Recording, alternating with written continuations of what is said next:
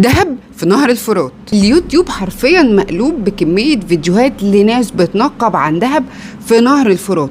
بيقولك لما النهر المية فيه قلت ابتدى يظهر دهب في قاع النهر، وده خلى ناس كتير تروح تنقب في النهر، لدرجة ان بقى فيه سوق سودا بيتباع فيها ادوات التنقيب. علميا بقى ايه اللي بيحصل؟ اللي بيحصل ان نهر الفرات حصل له جفاف، وده بسبب تغير المناخ، ارتفاع درجة الحرارة وموجة الجفاف اللي ضربت النهر بجانب انشاء السدود زي سد اتاتورك. لما المية بتاعت النهر قلت ابتدى الناس يشوف حاجات بتلمع في قاع النهر، فافتكروا ان اللي بيلمع ده دهب، وابتدوا يطلعوه بكميات كبيرة. بس للأسف اللي طلعوه ده مش دهب، ده دهب كذاب.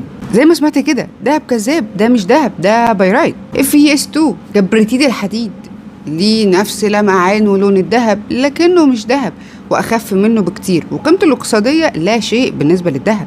طب تفرق ازاي بينه وبين الدهب؟ اولا لو خربشته كده هيطلع لك بودر بني، غير الدهب لو انت خربشته هينزل دهب عادي. بيتفاعل مع الاحماض، ولو خبطت اتنين في بعض هيطلعوا شراره. فللاسف الغالبيه العظمى من الفيديوهات اللي نازله على اليوتيوب اللي تقول بصوا الحقوا نهر الفرات فيه دهب كلها فيك، كله من اجل الترند.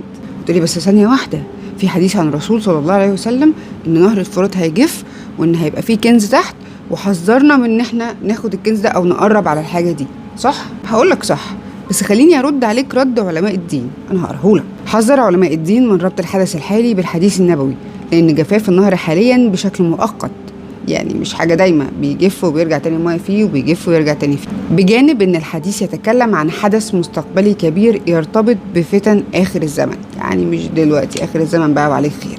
خلي بالك اصلا مفيش لا جهه حكوميه ولا جيولوجيه طلعت اتكلمت عن الموضوع ده، لا حد قال لك دهب ولا بيارات ولا حد قال لك اي حاجه خالص. بس يا سيدي ده اللي حصل.